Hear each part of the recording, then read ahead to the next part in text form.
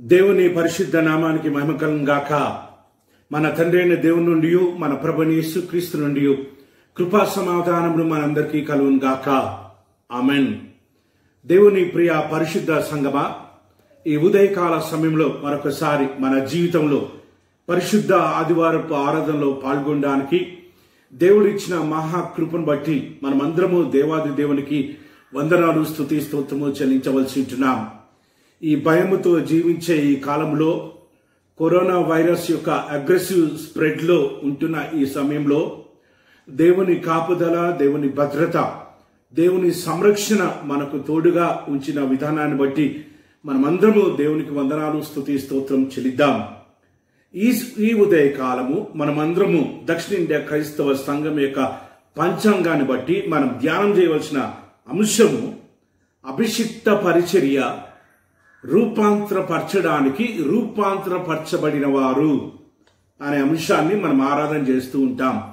Ordained ministry, transformed to transform. అభిషిక్త పరిచర్య, రూపాంతరపరచబడిన వారు. అభిషిక్త పరిచర్య, ఆర్డైన్డ్ మినిస్ట్రీలో ఉంటున్న వారందరూ ఈ ఉదయ కాలము జాగ్రత్తగా వాక్యాన్ని ధ్యానం చేయవలసిన వారు. దేవుని చేత అభిషేకం పొంది, దేవుడు ఏర్పరిచిన దైవజనుల చేత అభిషేకం పొంది ఆయా సంఘాలకు కాపర్లుగా ఉంటున్న వారందరూ మనమందరము ఈ ఉదయ కాలము ఈ అంశాన్ని లోతుగా, జాగ్రత్తగా, భయముతోనూ భక్తితోనూ మనం ధ్యానం చేయవలసి ఉంటున్నాం. రూపాంతరపరచబడిన వారు. రూపాంతరపరచడానికి అంటే అభిషేకం పొందిన వారు మొట్టమొదటిగా రూపాంతరపరచబడాలి. ఆ తర్వాత వారుండే సమాజాన్ని, వారుండే సంఘాన్ని రూపాంతరపరిచే ఉద్యమంలో, రూపాంతరపరిచే ప్రక్రియలో జీవించాలి అనేది ఈ ఉదయకాలం యొక్క అంశము.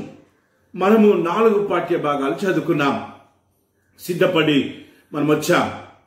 ఎజెకియేలు గ్రంథము 33వ అధ్యాయము మొదటి 9 వచనాల్లో మనం సిద్ధపడ్డాం. దావీదు మహారాజు రచించిన కీర్తనలు 99వ సంకీర్తన చదువుకొని సిద్ధపడ్డాం. అదే రీతిగా పత్రిక భాగంలో నుంచి అపోస్తుడైన పౌలు తిమోతికి రాసిన మొదటి పత్రిక 3వ అధ్యాయము మొదటి 13 వచనాలు మనం సిద్ధపడ్డాం. చివరిగా సువార్త భాగంలో నుంచి యేసుక్రీస్తు ప్రభుల వారు స్వయాన చెప్పిన మాటలు, యోహాను సువార్త 21వ అధ్యాయము 15వ వచనం నుంచి 19 వచనాలు మనం సిద్ధపడ్డాం. వాక్యాన్ని మనం వినబోతూ ఉంటుండగా ప్రార్థన పూర్వకంగా వాక్యాన్ని విద్దాం. దేవా, ఈ ఉదయకాలము నాతో మాట్లాడు. వాక్యంలో ఉంటున్న లోతైన అర్థాలు, వాక్యంలో ఉంటున్న గూఢార్థాలను నాకు బయలుపరచు తండ్రి. రానుంటున్న కాలంలో మా ముందుంటున్న పరిచర్యను, మా ముందుంటున్న ఈ అభిషిక్త పరిచర్యను ఏ రీతిగా కొనసాగించాలో నీ దైవ జ్ఞానం చేత మాతో మాట్లాడమని ప్రార్థన పూర్వకంగా ఈ వాక్యాన్ని విందాం. Ordained ministry, transform to transform. అభిషిక్త పరిచర్య, రూపాంతరపరచబడిన వారు రూపాంతరపరచడానికి, మార్పు నొందిన వారు మార్పు కలగజేయడానికి, సమాజంలో, సంఘంలో మనల్ని బట్టి, అభిషేకం పొందిన వారిని బట్టి సమాజం మారిపోవాలి, సంఘం మారిపోవాలి, రూపాంతరపరచబడాలి అనేది ఈ ఉదయకాలం యొక్క అంశ ఉద్దేశం. బైబిల్ గ్రంథంలో మనం చూశాం 4 పాఠ్య భాగాలు. దానికంటే ముందు ఇంకొంచెం లోతుగా ఆర్డైన్డ్ మినిస్ట్రీ అంటే ఏంటి, ఆర్డైన్డ్ మినిస్టర్కు ఉండవలసిన బాధ్యతలు ఏంటి, లక్షణాలు ఏంటి అనేవి మనము క్లుప్తంగా ధ్యానం చేసి మనకి ఇవ్వబడిన వాక్యంలోకి మనం వెళ్దాం. ఆర్డైన్డ్ మినిస్టర్ యొక్క ప్రథమ కర్తవ్యం ఏంటిదంటే, అభిషేకం పొందిన దైవజనుడి యొక్క ప్రథమ ఉద్దేశం ఏంటిదంటే వాక్యాన్ని బోధించడం. Ministry of the word of God, వాక్యాన్ని ప్రకటించడం, వాక్యాన్ని బోధించడం, అది మొదటిది. రెండోది మినిస్ట్రీ ఆఫ్ ద సాక్రిమెంట్స్, ప్రభు యొక్క పరిశుద్ధ పరిచర్యలో పాల్గొనుట, పరిశుద్ధ సంస్కరణలు జరిగించుట. మనందరికీ కొన్ని సంస్కరణలు ఉన్నాయి. ఆ సంస్కరణలన్నీ కూడా అందరూ చేయలేరు. కేవలం అభిషేకం పొందిన వారే జరిగిస్తూ ఉంటారు. ఉదాహరణకు వివాహాలు, పరిశుద్ధ యూకరిస్తు ఆరాధన, ఇలాంటి పరిశుద్ధ సంస్కరణలు అభిషేకం పొందిన వారే జరిగిస్తూ ఉంటారు. ఈ పరిశుద్ధ సంస్కరణలను జరిగించడంలో మరి శ్రద్ధ కలిగి ఉండడం అది రెండోది. మూడోది life, ministry and machine of Jesus Christ. యేసుక్రీస్తు ప్రభుల వారి యొక్క పరిచర్యలో, సువార్తలో మనం పాల్గొంటూ ఆ సువార్త పరిచర్యను ముందుకు తీసుకెళ్ళాడు. యేసుక్రీస్తు ప్రభుల వారి యొక్క పరిచర్యను, సువార్తను మరి ముందుకు తీసుకెళ్ళాడు. ఆయన బోధించిన విషయాలు, ఆయన అద్భుత కార్యాలు, ఆయన ఆశ్చర్య కార్యాలు, ఆయన జీవించిన విధానము, ఆయన శ్రమ పొందిన విధానము, ఆయన శిలువలో మరణించిన విధానము, పునరుత్థానుడైన విధానము, ఇవన్నీ కూడా ప్రకటించే సాధనాలుగా అభిషేకం పొందిన సంఘ కాపర్లు, అభిషేకం పొందిన వ్యక్తులు ఉండాలి. దేవుని రాజ్యపు విలువలతో, పరలోకపు విలువలతో, పరలోకపు విలువలంటే, దేవుని రాజ్యపు విలువలంటే బైబిల్ గ్రంథంలో చూసినట్లయితే ఎక్కడ శాంతి, ఎక్కడ సమాధానము, ఎక్కడ సమానత్వము, ఎక్కడ న్యాయం ఉంటుందో అదే నా రాజ్యం, అదే దేవుని రాజ్యం అని వాక్యంలో మనం చూస్తుంటున్నాం. అలాంటి పరలోకపు విలువలతో, అలాంటి దేవుని రాజ్యపు విలువలతో దేవుని రాజ్యాన్ని నిర్మించే ప్రక్రియలో సంఘాన్ని, సమాజాన్ని రూపాంతరపరచడం. దేవుని రాజ్యపు విలువలతో దేవుని రాజ్యాన్ని నిర్మించే ప్రక్రియలో సంఘాన్ని, సమాజాన్ని రూపొందించడం, మార్పు చేయడం, రూపాంతరపరచడం అనేది మనము జరిగించవలసిన ప్రక్రియ. దేవుని ప్రియ పరిశుద్ధ సంగమ, ఈ ఉద్యమంలో అభిషేకం పొందిన వ్యక్తి తానే మొదటిగా రూపాంతరపరచబడాలి. ఆత్మీయంగా, ఆధ్యాత్మికంగా, మానసికంగా, వాక్యానుసారంగా అభిషేకం పొందిన వ్యక్తి రూపాంతరపరచబడి తద్వారా తన ద్వారా సంఘాన్ని, సమాజాన్ని రూపాంతరపరచాలి. చివరిగా అభిషేకం పొందిన వ్యక్తి ఏ రీతిగా ఉండాలి అంటే, it is a ministry of self denial. వ్యక్తిగతంగా తన ప్రాణాన్ని సహా ద్వేషించుకోవడం, తన ప్రాణాన్ని, తన జీవితాన్ని తిరస్కరించుకోవడం, దేవుని రాజ్యాన్ని స్థాపించడం కోసము, దేవుని రాజ్యాన్ని మరి సంఘంలో, సమాజంలో స్థాపించే ఉద్యమంలో self denial, it's a ministry of self denial. Ordained minister should self denial his life. తాను తన జీవితాన్ని తిరస్కరించుకుంటూ, తన ప్రాణాన్ని సహా ద్వేషించుకుంటూ, త్యాగపూరితమైన పరిచర్య, sacrificial ministry. Ordained ministry should be a sacrificial ministry, త్యాగపూరితమైన పరిచర్య. ఆర్డైన్డ్ మినిస్టర్ కి సొంత ప్రఖ్యాతి, సొంత పేరు, సొంతగా తన నామము ప్రకటించబడాలి అనే ఉద్దేశాలు ఏవి కూడా ఉండకూడదు. తన యొక్క ఉద్దేశం, ప్రథమ కర్తవ్యం ఏంటిదంటే దేవుని రాజ్య స్థాపన. దేవుని రాజ్యం స్థాపించే ఉద్యమములో తను తాను తిరస్కరించుకుంటూ, తన జీవితాన్ని ద్వేషించుకుంటూ, స్వప్రయోజనం కోసం, స్వలాభం కోసం ఆశించకుండా సువార్త పరిచర్యలో ముందుకు సాగిపోవడము, పరిశుద్ధ పరిచర్యలో ముందుకు సాగిపోవడము. అభిషేకం పొందిన వారికి ఉండవలసిన లక్షణాలు, వారి బాధ్యతలు కొన్ని మనము తెలుసుకున్నాం. ఇప్పుడు వాక్యంలో నుంచి ఇంకా లోతుగా దేవుడు మనతో ఏం మాట్లాడుతున్నాడో మనం చూద్దాం. దావీదు మహారాజు రచించిన కీర్తనలు 99వ సంకీర్తనలో మనం చూస్తూ ఉంటున్నాం. ఏంటిది అంటే, point number 1, ordained minister as a worshipper. అభిషేకం పొందిన వారు దేవుని పరిశుద్ధ నామాన్ని కొనియాడేవారుగా ఉండాలి. దేవుని పరిశుద్ధ నామాన్ని ఆరాధించేవారుగా ఉండాలి. ఆత్మతో సత్యముతో దేవుణ్ణి మహిమపరిచేవారిగా ఉండాలి. చాలా మంది అభిషేకం పొందిన గురువులు, అభిషేకం పొందిన వారు అభిషేకం పొందే వరకు చాలా పరిశుద్ధంగా, పవిత్రంగా, ఆత్మీయంగా దేవుని వాక్యాన్ని ధ్యానం చేయడము, ప్రార్థనలు ఎదగడం ఇవన్నీ చేస్తూ ఉంటారు. వన్స్ అభిషేకం పొందిన తర్వాత, కాపరి పరిచర్యలకు వచ్చిన తర్వాత బైబిల్ ముందు కూర్చోవడం, వాక్యాన్ని ధ్యానం చేయడం, దేవుణ్ణి ఆత్మతో సత్యముతో ఆరాధించడం ఇవన్నీ కూడా క్రమంగా తక్కువైపోతూ ఉంటాయి. కేవలము యాంత్రికంగా, కేవలము నామకార్థంగా, కేవలము ఉద్యోగపరంగా మాత్రమే వీటిని జరిగిస్తూ ఉంటారు చాలా మంది.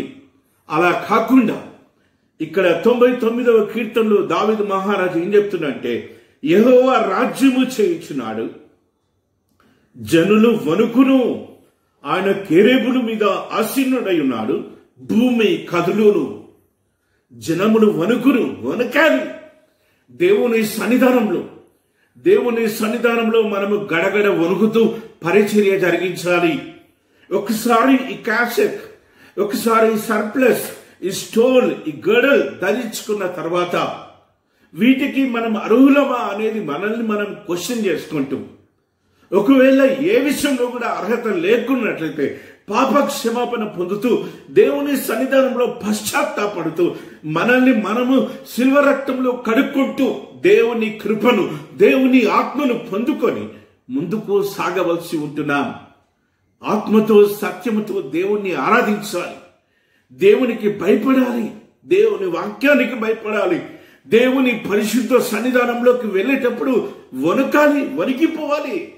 దేవుని ప్రియ పరిశుద్ధ సంగమా, ఎందుకు అంటే ఎన్నికలేని మనకి, నీచులం, దౌర్భాగ్యులం, దుష్టులం, పాపులం, పెంట కుప్ప మీద ఉన్న పురుగుల కంటే నీచమైన బ్రతుకుగల మనల్ని దేవుడు ఏర్పరచుకొని ఈ తెల్లని వస్త్రాల చేత అభిషేకించి ఆయా ప్రాంతాలలో తన దీన దాసులుగా దేవుడు మనల్ని వాడుకుంటున్న విధానాన్ని బట్టి ప్రతి క్షణం, every moment of our life we should fear and tremble to the Almighty God. దేవుని సన్నిధానంలో దేవునికి భయపడాలి, దేవునికి వణకాలి అని దావీదు మహారాజు రాస్తూ ఉంటున్నాడు. దేవుణ్ణి ఆరాధించాలి, ఆత్మతో సత్యముతో దేవుణ్ణి ఆరాధించాలి. ఈ భాగంలో వాక్యాన్ని చదివేవారిగా ఉండాలి, వాక్యాన్ని ధ్యానం చేసేవారిగా ఉండాలి, దేవుని శాసనాలను అనుకరించేవారిగా ఉండాలి అని దావీదు మహారాజు రాస్తూ ఉంటున్నాడు.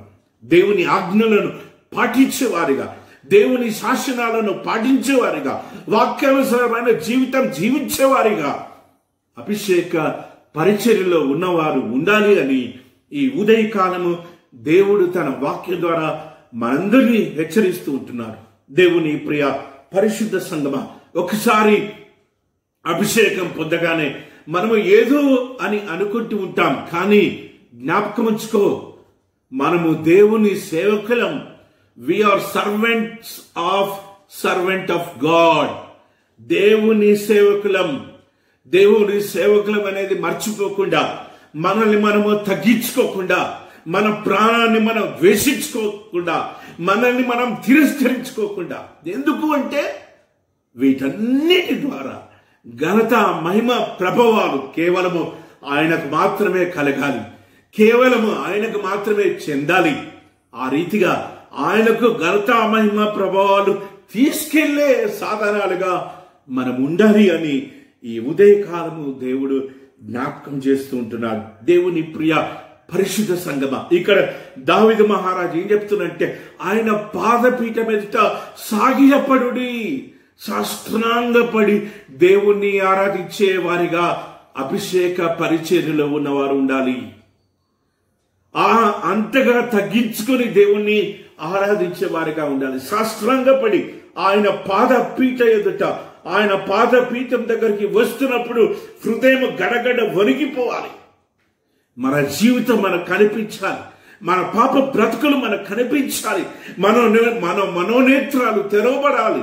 ఆత్మ చేత ఆవరించబడాలి. ఆయన పాద పీఠం ఎదుట సాగిలపడుడి. ఈ ఉదయకాలము దావీదు మహారాజు చెప్తున్న మాట, పాదపీఠం ఎదుట సాగిలపడి దేవుణ్ణి ఆరాధించే అభిషక్త పరిచారకుడిగా మనం ఉండాలి అని దేవుడు ఈ ఉదయకాలం అంతా మాట్లాడుతూ ఉంటున్నాడు. దేవుని ప్రియ పరిశుద్ధ సంగమా, ఇంకా కింది భాగంలో చూసినట్లయితే అక్కడ దావీదు మహారాజు మోషేని జ్ఞాపకం చేస్తుంటున్నాడు, ఆరోనుని జ్ఞాపకం చేస్తున్నాడు. వాళ్ళు ఎంతగా నమ్మకమైన పరిచర్య జరిగించారో అలాంటి నమ్మకమైన పరిచర్య జరిగించేవారిగా మనం ఉండాలి అని దావీదు మహారాజు జ్ఞాపకం చేస్తుంటున్నాడు. ఆయన సన్నిధానంలో ప్రార్థించిన వారిలో సమూయేలు ఉండెను అని దావీదు జ్ఞాపకం చేస్తుంటున్నాడు. సమూయేలు వలె పట్టువదలక ప్రార్థించే ప్రార్థన యోధుడు వలె, సంఘం గురించి కన్నీరు కార్చే బిడ్డ వలె, అనారోగ్యంతో ఉంటున్న వారి గురించి కన్నీటితో ప్రార్థించే పరిచారకుడు వలె, సమస్యలతో ఉంటున్న కుటుంబాల గురించి ప్రార్థించే ప్రార్థన కాపరిగా నువ్వు ఉండాలి అని దావీదు ఈ ఉదయకాలం జ్ఞాపకం చేస్తుంటారు. Number 1, ordained minister as a worshipper, as a true worshipper, నిజమైన ఆరాధికుడిగా అభిషేక పరిచారకుడు ఉండాలి అని ఈ ఉదయకాలము వాక్యం ద్వారా మనం నేర్చుకుంటుంటాం. రెండవదిగా అభిషేక పరిచారకుడు ఒక నాయకుడిగా, ఒక సరి అయిన నాయకుడిగా ఉండాలి అని వాక్యం మనతో మాట్లాడుతుంది. Ordained minister as a leader. అపోస్తలుడైన పౌలు తన ఆత్మీయ కుమారుడికి రాసిన లేఖ, మొదటి తిమోతికి రాసిన పత్రిక 3వ అధ్యాయము మొదటి 13 వచనాలు మనం చదువుకున్నాం. ఆ భాగంలో చాలా లోతైన విషయాలను అపోస్తలుడైన పౌలు తిమోతికి జ్ఞాపకం చేస్తుంటున్నాడు.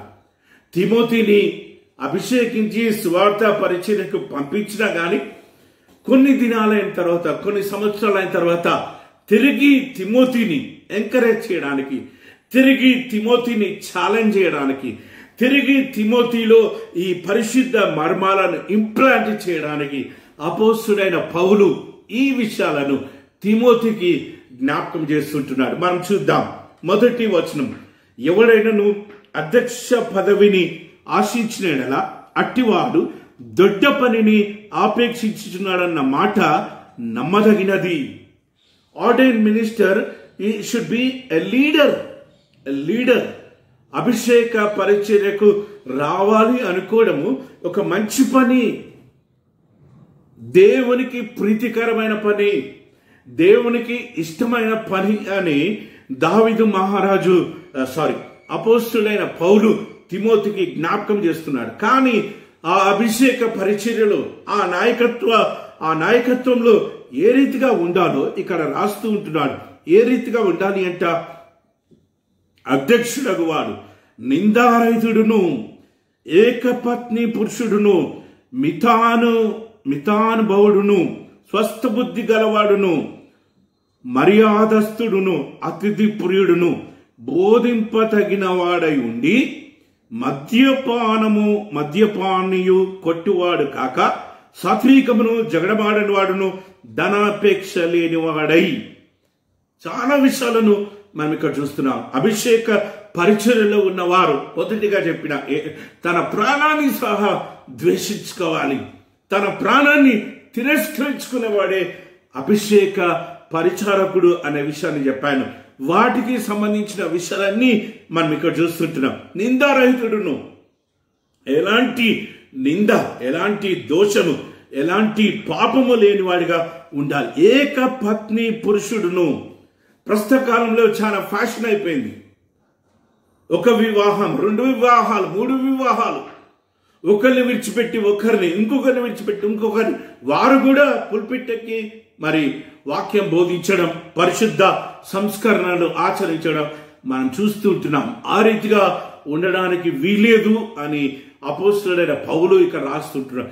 ఏకపత్ని పురుషుడును, దేవుని ప్రియ పరిశుద్ధ సేవకులారా, మనమందరము అభిషేకం పొందిన మనమందరము మన కుటుంబ జీవితంలో, మన సంసార జీవితంలో మనము చాలా జాగ్రత్తగా మరి ఉండాలి అని దేవుని వాక్యం మనకి బోధిస్తుంది. మితానుభవుడును, స్వస్థబుద్ధి గలవాడును, మర్యాదస్తుడును, అన్ని మంచి గుణగణాలు కలిగి జీవించాలి.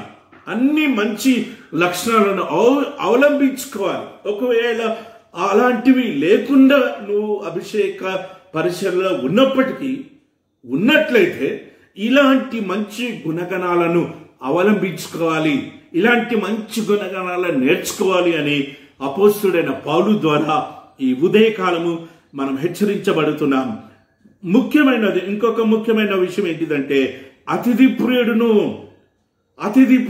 హాస్పిటాలిటీ, చక్కటి హాస్పిటాలిటీ ఇచ్చే పరిచారకుడిగా మనం ఉండాలి. అభిషేక్త పరిచారకుడిగా ఉండాలి. మనము వేరే ఇళ్లలోకి పోయినప్పుడు ఎలాంటి హాస్పిటాలిటీని మనం ఆశిస్తూ ఉంటామో కొన్నిసార్లు కొంతమంది డిమాండ్ కూడా చేస్తారంట. అది చాలా విచిత్రం. కానీ అలాంటి ఉన్నతమైన హాస్పిటాలిటీని పొందుకునే మనము కూడా మన ఇంటికి వచ్చే వారికి మంచి ఆతిథ్యాన్ని ఇచ్చేవారిగా మనం ఉండాలి అని దేవుడు ఈ ఉదయకాలము తన వాక్యం ద్వారా మనతో మాట్లాడుతుంటున్నాడు. అభిషేక పరిచర్యలో ఉన్నవారు అతిథి ప్రియులుగా ఉండాలి. చక్కటి ఆతిథ్యం ఇచ్చేవారిగా, చక్కటి హాస్పిటాలిటీని ప్రొవైడ్ చేసేవారిగా, అతిథిని మర్యాదించేవారిగా, అతిథిని సత్కరించేవారిగా, అతిథిని ప్రేమించేవారిగా మనం ఉండాలి అని వాక్యము మనతో మాట్లాడుతుంది. బోధింపతగిన వాడై ఉండి, బోధింపదగిన వాక్యాన్ని ప్రకటించాలి, వాక్యాన్ని అధ్యయనం చేయాలి, వాక్యాన్ని పాండిత్యం చేయాలి, వాక్యంలో ఉంటున్న లోతైన విషయాలను మనం జ్ఞాపకం చేసుకోవాలి, చదవాలి, ఎక్సర్సైజ్ చేయాలి, నేర్చుకోవాలి. మనకు దేవుడు అప్పగించిన సంఘాలను, మనకు దేవుడు అప్పగించిన సమాజాన్ని పచ్చిక బయలులోకి నడిపించే కాపరులుగా మనం ఉండాలి. అందుకు బోధించాలి, వాక్యాన్నే ప్రకటించాలి, వాక్యాన్నే నేర్పించాలి, వాక్యాన్నే బోధించాలి అని అపోస్తలుడైన పౌలు తిమోతికి రాస్తుంటున్నాడు. మద్యపానము కొట్టువాడు కాక. ఈ మధ్య కాలంలో చాలా మంది బోధకులు ఈ యొక్క దురలవాటుకు బానిసులైనట్టుగా మనం చూస్తూ ఉంటున్నాం. ఇలాంటి మరి ఘోరమైన పాపాన్ని చేస్తూ పరిశుద్ధ సంస్కరణలు ఆచరిస్తున్నట్టుగా మనం చూస్తుంటున్నాం. భూలోకంలో మిమ్మలను లేక అలాంటి వారిని ఎవరు కంట్రోల్ చేయలేరేమో, కానీ జాగ్రత్త, దేవునికి మనము లెక్క అప్పగించాలి. దేవుని దగ్గర మనము లెక్క తప్పకుండా ఇవ్వాలి. అందుకే ఇలాంటి యాంటీ సోషల్ ఎలిమెంట్స్ కి పరిశుద్ధ పరిచర్యలో ఉన్నవారు దూరంగా ఉండాలి అని అపోస్తలుడైన పౌలు ద్వారా ఈ ఉదయకాలము మనం హెచ్చరించబడుతున్నాం.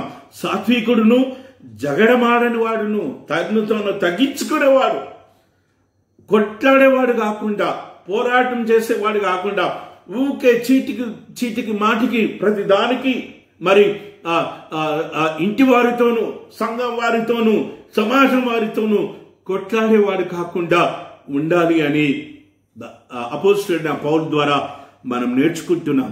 ధనాపేక్ష లేనివాడై, ధనాపేక్ష అపోస్తలుడైన పౌలు ఇంకో చోట విగ్రహారాధనతో పోల్చిండు.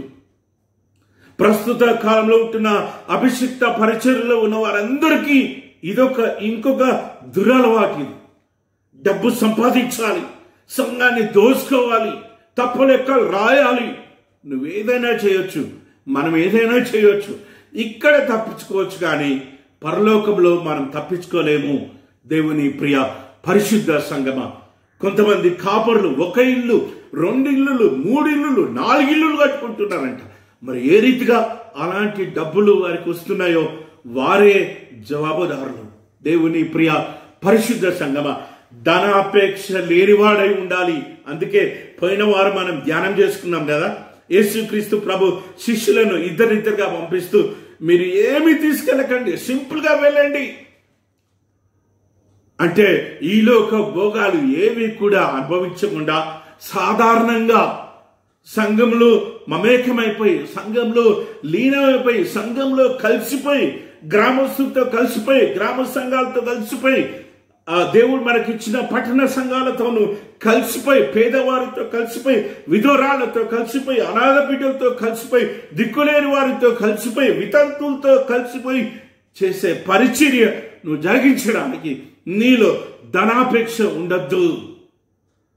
నువ్వు వెళ్ళే ప్రతి విజిట్కి నేను ఎంత సంపాదించాను అనే క్యాల్కులేషన్తో నువ్వు ఉండొద్దు అని దేవుడు ఈ ఉదయకాలము మనతో మాట్లాడుతూ ఉంటున్నాడు.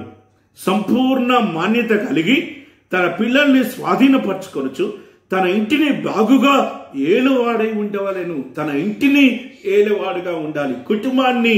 కుటుంబానికి మంచి సాక్ష్యాన్ని ఇచ్చే కాపరిగా, కుటుంబాన్ని దైవ సన్నిధానంలో పెంచే కాపరిగా, కుటుంబాన్ని యేసు అనే బండ మీద పునాది వేసేవారిగా, అమ్మగారిని, పిల్లల్ని, వారి తల్లిదండ్రులను, వారి తోబుట్టులను, దేవుడు వారి రక్త సంబంధులను అందరినీ కూడా మరి ప్రార్థనలోకి నడిపించే సాధనంగా, పరిశుద్ధతలోకి నడిపించే సాధనంగా, వాక్యంలోకి నడిపించే సాధనంగా ఉండాలి అని ఇక్కడ అపోస్తుడైన పౌలు ద్వారా దేవుడు మనతో మాట్లాడుతున్నాడు. ఎవడైనా తన ఇంటిని ఏలనేరకపోయిన ఎడల దేవుని పరిశుద్ధ సంఘాన్ని ఏ రీతిగా పాలించును? అపోస్తుడైన పౌలు వార్నింగ్ చేస్తున్నాడు. యేసయ్య రక్తముతో కడగబడిన సంఘం, యేసయ్య రక్తంతో కొనుక్కోబడిన సంఘాన్ని, కుటుంబాన్ని ఏలని వాడు ఏ రీతిగా సంఘాన్ని పరిపాలిస్తాడు? దేవుడు అడుగుతున్న సూటి ప్రశ్న. మన ఇంట్లో ఉన్న వారిని రక్షణలోకి నడిపించలేకపోతే, దేవుడు నీకు ఇచ్చిన నీ గర్భఫలాన్ని రక్షణలోకి నడిపించకపోతే, దేవుడు నీకు ఇచ్చిన నీ సాటి అయిన సహాయాన్ని రక్షణలోకి నడిపించకపోతే, పాపం నుంచి దూరంగా జీవించేటట్టు నువ్వు చేయకపోతే ఈ పరిశుద్ధ సంఘాన్ని ఏ రీతిగా పాలిస్తావు? దేవుడు మనతో అడుగుతున్న ప్రశ్న, మనల్ని అడుగుతున్న ప్రశ్న, మనము జవాబుకు సిద్ధపడాలి. అందుకే కుటుంబాన్ని సరైన రీతిలో పరిపాలించాలి, కుటుంబంలో వాక్యాన్ని బోధించాలి, కుటుంబాన్ని ప్రార్థనతో కట్టాలి, కుటుంబాన్ని వాక్యంతో కట్టాలి. దేవుని ప్రియ పరిశుద్ధ సంఘమ, పిల్లలకు వినయాన్ని, విధేయతను నేర్పించాలి, తగ్గింపు స్వభావాన్ని నేర్పించాలి, వాక్యాన్ని నేర్పించాలి, ప్రార్థన నేర్పించాలి, ఉపవాస ప్రార్థన నేర్పించాలి, పాటలు నేర్పించాలి. మన బిడ్డలకు, మన కుటుంబానికి ఇవి నేర్పించకపోతే వారు సమాజంలో భయంకరమైన వ్యతిరేకమైన సాక్ష్యాన్ని కలిగి జీవిస్తూ ఉంటారు, దేవునికి అవిధేయులై జీవిస్తూ ఉంటారు. ఆ రీతిగా నీ కుటుంబం, నా కుటుంబం ఉండొద్దు అని దేవుడు మనతో మాట్లాడుతూ ఉంటున్నాడు. దేవుని ప్రియ పరిశుద్ధ సంఘమా, ఇంకా కిందికి లోతుగా మనం చూసినట్టయితే, వెలపట్టి వారి చేత మంచి సాక్ష్యము పొందిన వాడే ఉండవలెను. సంఘంలోను సమాజంలోను, కేవలం సంఘంలో కాదు, మనముండే సమాజంలో కూడా అబ్బా పలాని అభిషేక పరిచారకుడు అంటే ఇట్లా ఉండాలి. సమాజానికి కూడా చేదోడు వాదోడుగా దేవుని స్వార్థను, దేవుని వాక్యాన్ని, మంచి విషయాలను బోధిస్తూ సమాజాన్ని మరి చైతన్యపరిచేవాడిగా, సమాజాన్ని రూపాంతరపరిచేవాడిగా, సంఘం వెలుపట కూడా మంచి సాక్ష్యము కలిగి జీవించాలి అని దేవుడు ఈ ఉదయకాలము అభిషేకం పొందిన వారితో దేవుడు మాట్లాడుతుంటున్నాడు. మనము ఈ రీతిగా రూపాంతరపరచబడితేనే, ఇలాంటి ఉన్నతమైన లక్షణాల చేత మన హృదయాన్ని నింపుకుంటూనే, ఇలాంటి లోతైన మర్మాల చేత మనం జీవిస్తేనే మనం ఉండే సంఘాన్ని, మనం ఉండే సమాజాన్ని రూపాంతరపరుస్తామని ఈ ఉదయకాలము దేవుడు మనతో మాట్లాడుతూ ఉంటున్నాడు.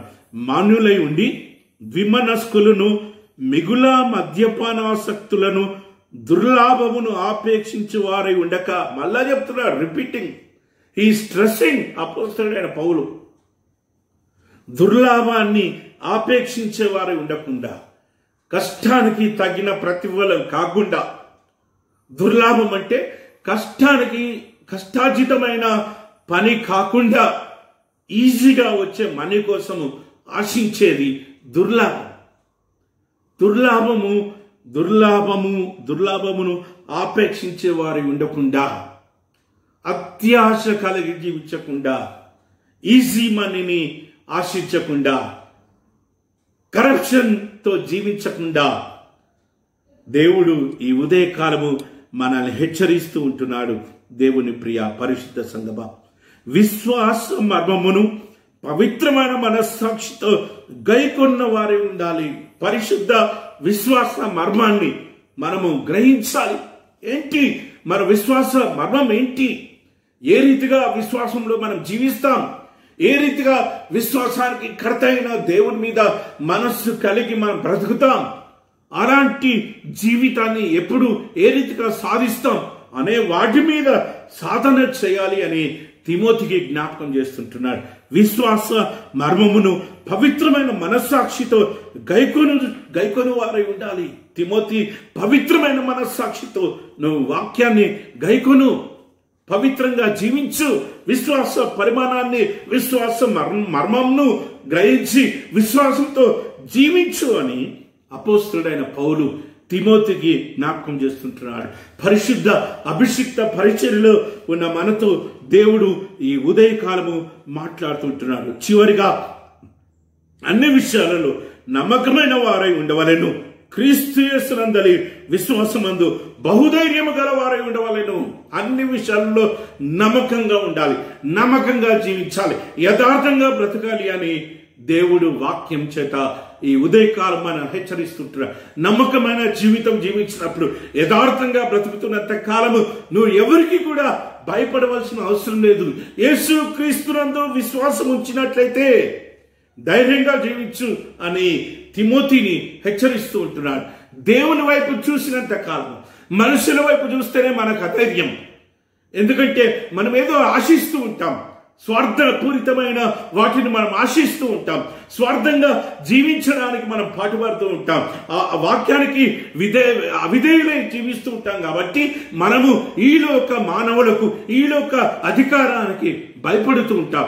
నువ్వు యేసుక్రీస్తునందలి విశ్వాసంతో యథార్థంగా, సత్యంగా నువ్వు జీవిస్తున్నట్టయితే, నమ్మకంగా బ్రతుకుతున్నట్టయితే నువ్వు ధైర్యంగా జీవిస్తావు. ధైర్యంగా జీవించు తిమోతి అని అపోస్తలుడైన పౌలు తిమోతిని హెచ్చరిస్తూ ఉంటున్నాడు. దేవుని ప్రియ పరిశుద్ధ సంగమా, అభిషిక్త పరిచర్య నిజమైన ఆరాధకుడిగా ఉండాలి అని నేర్చుకుందాం. అభిషిక్త పరిచర్యలో ఉన్నవారు మంచి నాయకులు, మంచి విలువలతో కూడిన నాయకత్వాన్ని అందించే వారిగా ఉండాలని నేర్చుకున్నాం. మూడవదిగా, అభిషిక్త పరిచర్యలో ఉన్నవారు కావలివారంట. Ordained minister as a watchmen. అభిషిక్త పరిచర్యలో ఉన్నవారు కావలివారుగా ఉండాలి.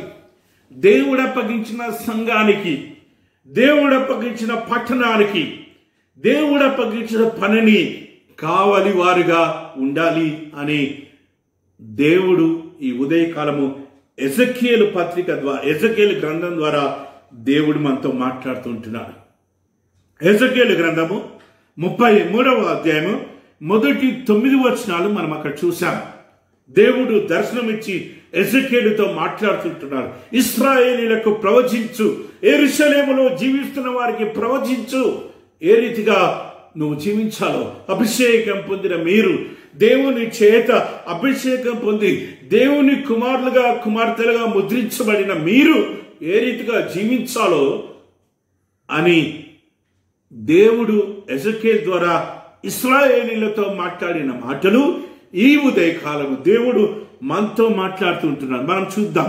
2వ వచనం, నరపుత్రుడా, నీవు నీ జనులకు సమాచారం ప్రకటించి వారితో ఇట్లనుము, నేను ఒకానొక దేశం మీదకి ఖడ్గము రప్పింపగా ఆ జనులు తమలో ఒకరిని ఏర్పరచుకొని కావలిగా నియమించిన ఎడల అతడు దేశం మీదకి ఖడ్గము వచ్చిన చూచి బాకా ఊది జనులను హెచ్చరిక చేసిన సమయమున కావలివాడు సంఘాన్ని సిద్ధపరచాలి. సంఘాన్ని వచ్చే ఉగ్రత నుంచి తప్పించడానికి సంసిద్ధం చేసేవాడుగా ఉండాలి అని ఈ ఉదయకాలము ఈ యొక్క ఫిగరేటివ్ ఎక్స్ప్రెషన్ ద్వారా మనం నేర్చుకుంటూ ఉంటున్నాం. వారు నివసించే ప్రాంతంలో, వారు నివసించే గ్రామంలో, పట్టణంలో మరి ఆ శత్రువు వస్తున్న సంగతి కావలి వారు తెలుసుకొని బాకా ఊది ఆ శత్రువు బాణం నుంచి, ఆ శత్రువు ఖడ్గం నుంచి తప్పించుకోమని ఏ రీతిగా హెచ్చరిక జారీ చేస్తాడో ఆ రీతిగా దేవుడు అప్పగించిన సంఘాన్ని రాబోయే దేవుని ఉగ్రత నుంచి, సాతాను కుయుక్తుల నుంచి తప్పించడానికి కావలి వారిగా ఉండాలి అంట. అభిషిక్త పరిచర్యలో ఉన్నవారు మీకు అప్పగించిన సంఘాలను, దేవుడు మనకు అప్పగించిన సంఘాలను చక్కగా కావలి కాయాలి, మెలకువతో కావలి కాయాలి. అపవాది దుష్ట శక్తుల నుంచి దేవుడు మనకిచ్చిన మందను తప్పించే రీతిగా కాయాలి. రెండో రాకడకు సిద్ధపడి ఎత్తబడే గుంపులో ఉండేటట్టు సంఘాన్ని మనం సిద్ధం చేయాలి.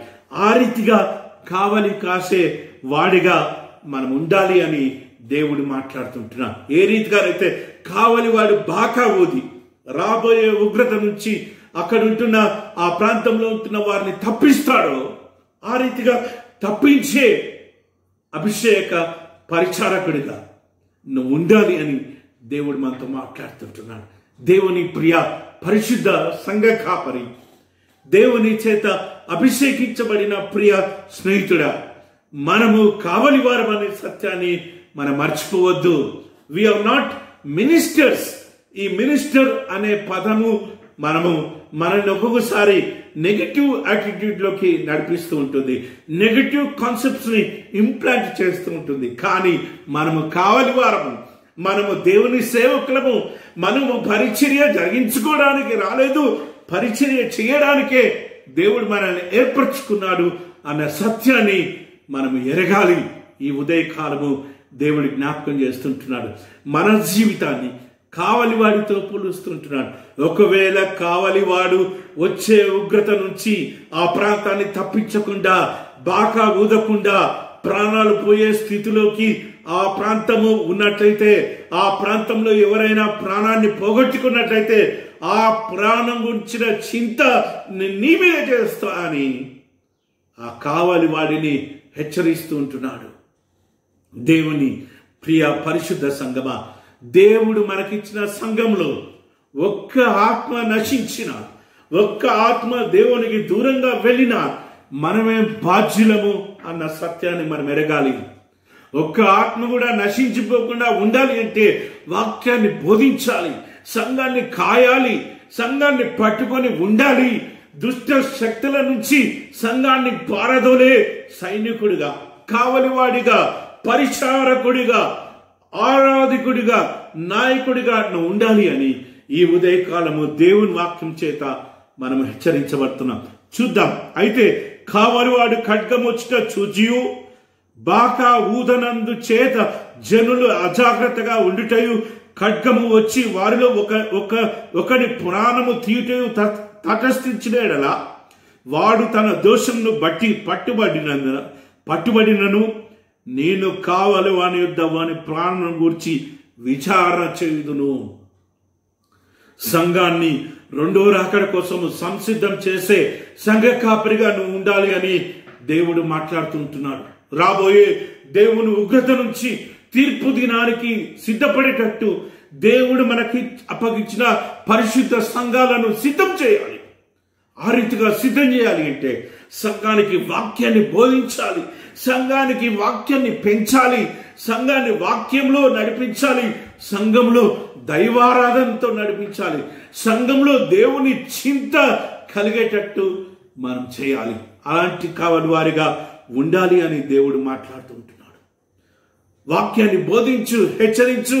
ఆ కింది భాగంలో చూసినట్టయితే దేవుడు కొంచెం కఠినంగా మాట్లాడుతుంటు, నరపుత్రుడా, నేను నిన్ను ఇశ్రాయేలీలకు కావలివానిగా నియమించి ఉన్నాను గనుక నీవు నా నోటి మాటను విని నాకు ప్రతిగా వారిని హెచ్చరించవలెను. దేవుడు మనల్ని రాయబారులుగా ఏర్పరచుకుంది దేవుని వాక్యాన్ని ప్రకటించడానికే, దేవుని వాక్యాన్ని నేర్పించడానికే. ముఖాలను చూసి, కుటుంబాలను చూసి వారికి ఇష్టమైన వాక్యాన్ని బోధించడం కాదు. వాక్యంలో ఉన్నది ఉన్నట్టుగా, వాక్యాన్ని సూటిగా, వాక్యాన్ని తేటతెల్లగా బోధించాలి. ఎప్పుడు బోధిస్తాం? మనము యథార్థంగా జీవిస్తే, మనము న్యాయంగా జీవిస్తే, మనము నీతిగా జీవిస్తే, యేసు రక్తంలో కడగబడి పాపాన్ని ఛేదించి పాపానికి బలి కాకుండా పాపం నుంచి దూరంగా జీవిస్తే మనము ఆత్మావేశము చేత with all righteous anger, with all righteous spirit, ఆత్మావేశం చేత మనము వాక్యాన్ని బోధిస్తూ ఉంటాం. 8వ వచనంలో చూసిన దుర్మార్గుడా నీవు నిశ్చయంగా మరణము నొందుదువు అని దుర్మార్గునికి నీవు సెలవేయగా అతడు తన దుర్మార్గతను విడిచి జాగ్రత్త పడినట్లు నీవు ఆ దుర్మార్గుడికి నా మాట తెలియజేయని ఎడల ఆ దుర్మార్గుడు తన దోషమును బట్టి మరణము నొందును గనుక ఆ ప్రాణమును గూర్చి నిన్ను విచారణ చేయుదును. దేవుడు మనల్ని అడుగుతాడంట. ఆ భయము భక్తి కలిగి మనం సేవ చేయాలి. మనకు దేవుడిచ్చిన సంఘంలో ఎవరు తప్పిపోకుండా వారికి పర్సనల్ కౌన్సిలింగ్, పర్సనల్గా వాక్యం చెప్పడం, వినకున్నట్లయితే ఇంటికి పిలిచి వాక్యాన్ని చెప్పడం, వాక్యాన్ని బోధించడం, మారుమనసు పొందమని హెచ్చరించడం, బ్రతిలాడడం, వాక్యాన్ని చెప్పడం, అన్ని ప్రయత్నాలు కాపరిగా మనం చేయాలి, చేసేవారుగా మనం ఉండాలి అని దేవుడు మనతో మాట్లాడుతుంటున్నాడు. మనకు దేవుడు అప్పగించిన సంఘాలను ఎత్తబడే సంఘంగా రూపాంతరపరిచే ప్రక్రియలో, ఆ ఉద్యమంలో నడిపించే సాధనంగా దేవుడు మనల్ని ఏర్పరచుకున్నాడు అన్న సత్యాన్ని మనం మర్చిపోవద్దు. అందుకే దేవుడు మనకిచ్చిన కాపరత్వాన్ని నామకార్థంగా, యాంత్రికంగా, ఏదో ఉద్యోగపరంగా కాకుండా దేవుడు నన్ను ప్రేమించి నాకు అప్పగించిన బాధ్యత అనే బాధ్యతను ఎరిగి సంఘాన్ని సంసిద్ధం చేసే నాయకుడిగా, సంఘాన్ని ఆత్మీయంగా నడిపించే అభిషేక పరిచారకుడిగా మనం ఉండాలి అని దేవుడు ఈ ఉదయకాలము మనతో మాట్లాడుతుంటున్నారు. చివరిగా మనం బైబిల్ గ్రంథంలో చూసినట్లయితే ఈ దినం మనం చదువుకున్న పాఠ్యభాగం యేసుక్రీస్తు ప్రభుల వారు మనతో మాట్లాడుతున్న మాట. యోహాను సువార్త 21వ అధ్యాయము 15వ వచనం నుంచి 19వ వచనం వరకు మనం చదువుకున్నాం. ఈ భాగంలో మనం ఏం చూస్తున్నామంటే ordained minister as a shepherd, అభిషిక్త పరిచారకుణ్ణి ఒక గొర్రెల కాపరిగా మనం చూస్తుంటున్నాం. అభిషేకం పొందిన పరిచారకుడు ఒక గొర్రెల కాపరిగా ఉండాలి అని యేసుక్రీస్తు ప్రభుల వారు ఈ భాగంలో మనతో మాట్లాడుతూ ఉంటున్నాడు. మనం చూద్దాం. కొంచెం లోతుగా చూసినట్లయితే 21వ అధ్యాయం నుంచి కింది వరకు మనం ఎన్నోసార్లు మనం ధ్యానం చేశాం. ఈస్టర్ సందర్భంగా, లేకపోతే ఈస్టర్ నుంచి యేసుక్రీస్తు ప్రభు ఆరోహణానికి ముందు ప్రత్యక్షమవుతున్న సందర్భంలో వచ్చే ఆదివారాలలో మనం ఈ భాగాన్ని ఎన్నోసార్లు ధ్యానం చేసే ఉంటాం. తిరిగి మనం చూద్దాం. తిబేరియా సముద్రానికి తిరిగి చేపలు పట్టాలని పేతురు బయలుదేరి వెళ్తున్నప్పుడు యేసుక్రీస్తు ప్రభుల వారు పునరుత్థానుడు అయ్యాడన్న సత్యాన్ని ఎరిగి కూడా ఆయనను చూడలేదు కాబట్టి అవిశ్వాసంతో తన వృత్తి ధర్మాన్ని నిర్వహించడానికి తిబేరియా సముద్రానికి వల తీసుకొని బయలుదేరి వెళ్తుంటే ఆయనతో పాటు తోమా కూడా బయలుదేరాడు, నతనీయులు కూడా బయలుదేరాడు, జబదయ కుమారులు కూడా బయలుదేరారు, ఇంకా ఇద్దరు కూడా బయలుదేరారు. మొత్తం 7 మంది తిబేరియా సముద్రం దగ్గరికి పోయి రాత్రంతా కష్టపడి చేపలు పడితే ఒక్క చేప కూడా దొరకలేదు. ఆ తర్వాత యేసుక్రీస్తు ప్రభువు వచ్చి అక్కడ కాదు పలాని చోట వల వేయమని చెప్పినప్పుడు ఆ వల నిండా చేపలు, 183 పెద్ద చేపలు పట్టినప్పుడు వారు ఈ ఆశ్చర్య కార్యాన్ని చూచి ఎరిగి అతడు యేసుక్రీస్తు ప్రభువు అని నమ్మి ప్రభువా అని ప్రభు దగ్గరకు వచ్చి ప్రభు దగ్గర వారందరూ కలిసి ప్రభుతో మరి భోజనం చేసినట్టుగా మనం బైబిల్ గ్రంథంలో చూస్తూ ఉన్నాం. భోజనం తర్వాత జరిగిన ఇన్సిడెంట్ని, భోజనం తర్వాత జరిగిన సంభాషణను మనం ఇక్కడ చూస్తూ ఉన్నాం, ఇక్కడ చదువుకున్నాం. భోజనం తర్వాత యేసయ్య పేతురుతో మాట్లాడుతుంటున్నాడు. మిగతా 6 శిష్యులు వింటున్నారు. యేసయ్య పేతురు మధ్య జరుగుతున్న సంభాషణ మనం ఇక్కడ చూస్తూ ఉంటున్నాం. యేసయ్య అడుగుతున్నాడు, పేతురు నువ్వు నన్ను ప్రేమిస్తున్నావా? పేతురు చెప్తున్నాడు, అయ్యా నేను నిన్ను ప్రేమిస్తున్నా. 3 సార్లు యేసయ్య ప్రేమిస్తున్నావు అంటే నేను ప్రేమిస్తున్నా, ప్రేమిస్తున్నావు అంటే ప్రేమిస్తున్నా, ప్రేమిస్తున్నావు అంటే ప్రేమిస్తున్నా. ఇంతవరకే మనము తెలుగు బైబిల్లో మనం చూస్తుంటున్నాం. కానీ గ్రీక్ బైబిల్లోకి వెళ్ళినట్టయితే, గ్రీక్ భాషలో చూసినట్టయితే మనకు చాలా ఆశ్చర్యకరమైన సంభాషణ ఇక్కడ చూస్తుంటున్నాం. కొన్ని లోతైన అర్థాలు మనకు కనిపిస్తూ ఉంటున్నాయి. ప్రేమ అనే పదము గ్రీక్ భాషలో 4 ప్రాముఖ్యమైన పదాలు వాడడం జరిగింది. ఇక్కడ యేసయ్య వాడిన ప్రేమకి గ్రీక్ పదం ఏంటిదంటే అగాపే. అగాపే అంటే త్యాగపూరితమైన ప్రేమ, ప్రాణాన్ని అర్పించే ప్రేమ. యేసుక్రీస్తు ప్రభుల వారు భూలోకానికి వచ్చి మానవులను రక్షించడానికి తన ప్రాణాన్ని అర్పించాడు. ఇది తండ్రి ప్రేమ. అంటే తండ్రికి మానవ జాతి పట్ల ఉన్న అగాపే. అగాపే అంటే తన కుమారుడి ప్రాణాన్ని సైతము అప్పగించడానికి వెనకాడని ప్రేమ. అంతగా మానవ జాతిని ప్రేమించారు. అయితే యేసయ్య పేతురుని అడుగుతున్నాడు, పేతురు నీకు నా మీద అగాపే ప్రేమ ఉందా?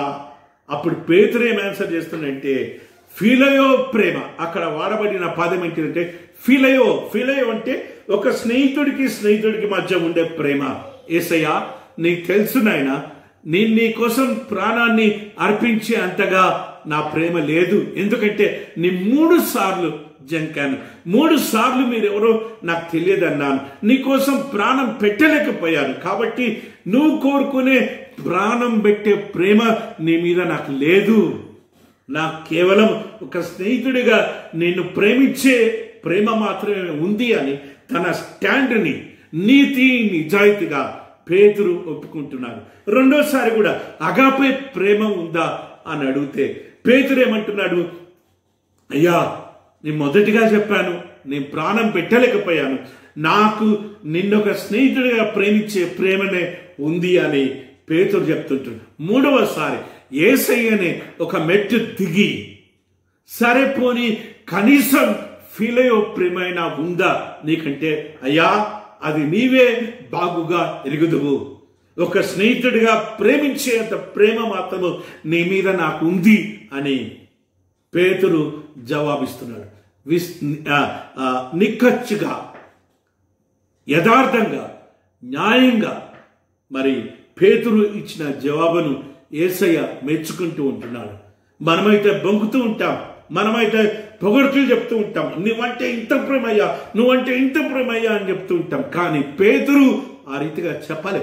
తన స్టాండర్డ్ని ఏ రీతిగా యేసయ్యను ఎంతవరకు ప్రేమిస్తున్నాడో నీతి నిజాయితీగా ఒప్పుకున్నాడు. కాబట్టి పేతురు అనే ఈ బండ మీద నా సంఘాన్ని కడతా, నా సంఘానికి పునాది వేస్తా అని యేసయ్య పేతురుతో చెప్పినట్టుగా మనం చూస్తున్నాం.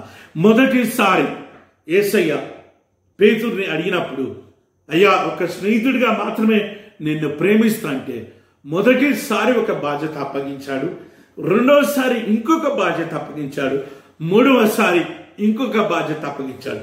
మొదటిసారి యేసయ్య అప్పగించిన బాధ్యత ఏంటిదంటే నా గొర్రె పిల్లలను మేపు, గొర్రె పిల్లల్ని మేపేవారుగా ఉండాలి సంఘ కాపరి. గొర్రె పిల్లలు అంటే ఇక్కడ చిన్నవారు కావచ్చు, బలహీనమైన వారు కావచ్చు, సంఘంలో సమాజంలో ఆర్థిక రేఖకు దిగువగా ఉన్న పేదవారు కావచ్చు, వితంతులు కావచ్చు, విధవరాలు కావచ్చు, అనాథ బిడ్డలు కావచ్చు, అలాంటి వారిని, దిక్కులేని వారిని, పరదేశులను మరి గమనించాలి. అలాంటి వారిని గమనించి కాపరత్వాన్ని చేసే కాపరిగా నువ్వు ఉండాలి అని దేవుడు ఈ ఉదయకాలం మనతో మాట్లాడుతుంటున్నాడు. చిన్నపిల్లల పరిచర్యను చాలా మంది కాపర్లు మరి నెగ్లెక్ట్ చేస్తుంటాం. ఐఎమ్ సో హ్యాపీ, ప్రస్తుత కాలంలో ఒక 10 years నుంచి చిన్నపిల్లల పరిచర్య ప్రతి సంఘంలో కూడా రివైవ్ అవుతున్న విధానాన్ని బట్టి నేను దేవునికి వందనాలు, స్తుతి, స్తోత్రం చెల్లిస్తున్నా. రానున్న కాలంలో సంఘం వారిదే, ఈ సంఘం వారి మీద పునాది వేయబడింది. కాబట్టి చిన్ననాటి నుంచి దేవుని భక్తిలో, దేవుని భయంలో, పాటలో, వాక్యంలో, ఆరాధనలో వారిని పెంచేవారిగా, వారిని పెంచే కాపరిగా మనం ఉండాలి అని యేసయ్య ఈ ఉదయకాలము మనతో మాట్లాడుతుంటున్నాడు. నా గొర్రె పిల్లల్ని మేపు. చిన్న బిడ్డల్ని మేపడం ఒకెత్తైతే సంఘంలో సరి అయిన ప్రాముఖ్యత దొరకక వెనకడుగు వెళ్ళిపోతున్న వారి మీద ప్రత్యేక శ్రద్ధ పెట్టవలసిన బాధ్యత సంఘ కాపరిది. కాపరి పరిచర్య అందరికీ సమానంగా అందించే వాడిగా కాపరి ఉండాలి అని యేసయ్య జ్ఞాపకం చేస్తుంటున్నారు. రెండవ బాధ్యత ఏంటిదంటే నా గొర్రెలను మేపము. నా గొర్రెలను కాయము. మేపమనేడానికి కాయమనేడానికి తేడా ఉంది. మేపడం అంటే అట్టిపండు తోలు తీసి నోట్లో పెట్టి తినిపించడం మేపడం అంటే. పచ్చిక బయలులోకి తీసుకెళ్లి గడ్డిని మేపడం.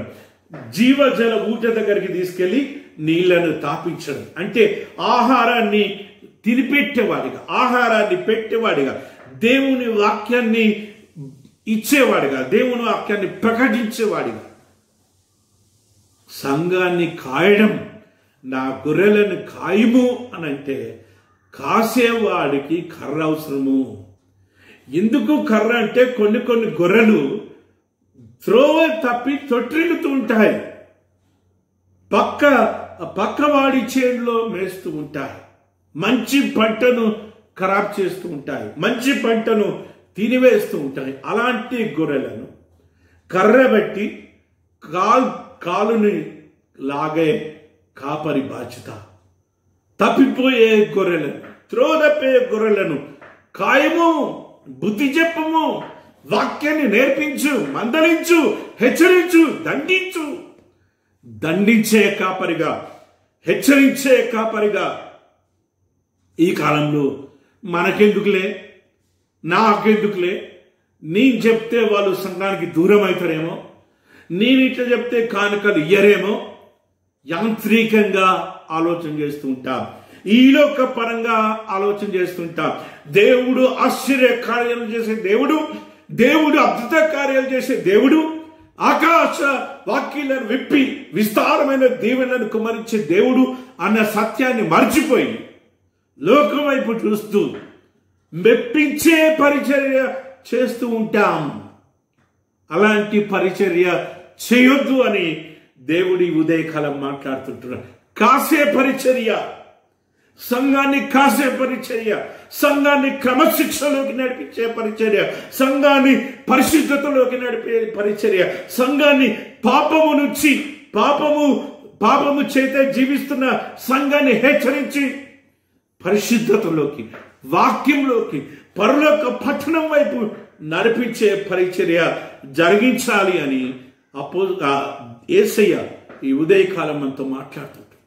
సంఘాన్ని కాసే పరిచర్య, సంఘాన్ని గమనించే పరిచర్య, సంఘాన్ని కావలి కాసే పరిచర్య, సంఘాన్ని హెచ్చరించే పరిచర్య, సంఘాన్ని రూపాంతరపరిచే పరిచర్య, సంఘాన్ని ఉజ్జీవింపజేసే పరిచర్య, సంఘాన్ని రెండో రాకడకు సంసిద్ధం చేసే పరిచర్య. మూడవ బాధ్యత ఏంటిదంటే మళ్ళా యేసయ్య ఏం చెప్తాడంటే నా గొర్రెలను మేపము. గొర్రెలను మేపము. పెద్దవా నమ్మకంగా గుడికి వస్తూ ఉంటారు.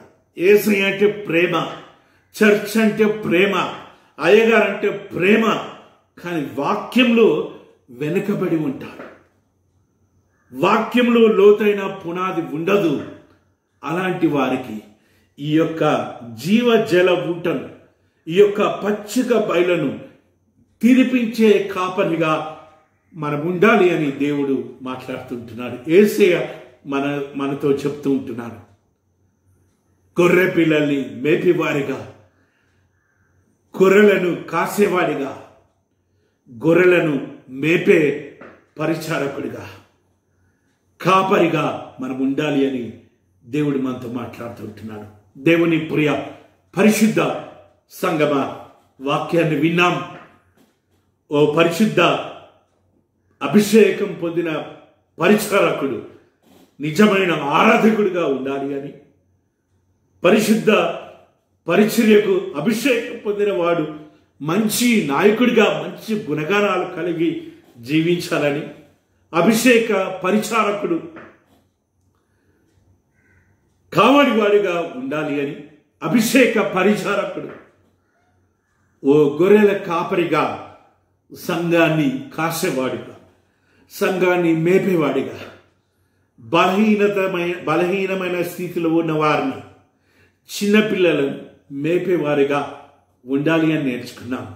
దేవుని ప్రియ స్నేహితుడా, నా తోటి అభిషేక పరిచర్యలో జీవితాన్ని ముందుకు సాగిస్తున్న ప్రియ సంఘ కాపరి, ఈ ఉదయకాలము దేవుడు మరొకసారి వాక్యం చేత మనతో మాట్లాడాడు. వాక్యం చేత మనల్ని దర్శించాడు. వాక్యం చేత మనల్ని హెచ్చరించాడు. ఈ యొక్క దిశలో, ఈ అంగీలో, ఈ మార్గంలో మన పరిచర్య, మన అభిషేక పరిచర్య లేకున్నట్టయితే ఏమీ పర్వాలేదు, సమయం దాటిపోలే, ఇంకా సమయం ఉంది. మన జీవితాలను సరి చేసుకుందాం, యేసయ్య రక్తంలో కడుక్కుందాం. అపోస్తలుడైన పౌలు తిమోతికి అదే చెప్తున్నాడు. జీవితాన్ని సరి చేసుకుందాం. ఈ యొక్క బాటలో, ఈ పరిశుద్ధ పరిచర్యకు తగిన జీవితాన్ని జీవిస్తూ, ఈ పరిశుద్ధ పరిచర్యను పరిశుద్ధ ప్రక్రియలో నడిపించే సాధనంగా సంఘాలను, సమాజాన్ని రూపాంతరపరిచే అభిషేక పరిచారకుడిగా మనం జీవించడానికి దేవుడు తన కృప మనందరికీ దయచేయను గాక. ఆమెన్. తలలోంచి ప్రార్థన చేసుకుందాం. అందరం కూడా కళ్ళు మూసుకొని ప్రార్థన చేసుకుందాం. ముఖ్యంగా అభిషేకం పొందిన గురువులు ఎవరైనా వాక్యం వింటున్నట్లయితే ఈ ఉదయకాలము మరొకసారి దేవుడు తన ఆత్మ అభిషేకం మన మీద కుమరించి మనలో ఉంటున్న ప్రతి బలహీనతను యేసు పరిశుద్ధ నామములో తొలగించాలని, యేసు రక్తంలో కడిగి పవిత్రపరిచి తన ఆత్మ చేత ఈ ఉదయకాలం దేవుడు మనల్ని నింపి రానున్న కాలంలో దేవునికి మహిమకరమైన పరిచర్య, దేవుని పరిశుద్ధ సంఘాలను రూపాంతరపరిచే పరిచర్య, దేవుని పరిశుద్ధ సంఘాలను ఎత్తబడే గుంపులో ఉండే పరిచర్యను, దేవుడిచ్చిన పరిశుద్ధ సంఘాలకు వాక్యాన్ని బోధించే పరిచర్యను, దేవుడు మనకిచ్చిన సంఘాలను సరైన కాపరత్వంలో నడిపించే పరిచర్యను దేవుడు మన ద్వారా జరిగించాలని మనమందరము తలలో వచ్చి ప్రార్థన చేద్దాం. అందరము మోకాళ్ళకి ప్రార్థన చేద్దాం. ప్రేమ నమ్మకం గల మా యేసయ్య, మా పరలోకపు రాజా, ఈ ఉదయకాలము నీ వాక్యాన్ని బట్టి స్తోత్రం యేసయ్య. నీ వాక్యం ద్వారా మాతో మాట్లాడినందుకు స్తోత్రం. ఈ నీ వాక్యంలో ఉంటున్న లోతైన మర్మాలు, నాయనా పరిశుద్ధ మర్మాలను మాకు బోధించినందుకు స్తోత్రం. గొప్ప దేవుడా, అభిషేకం పొందిన మేము నిజమైన ఆరాధికులుగా ఉండాలి అని మాతో మాట్లాడినందుకు స్తోత్రం.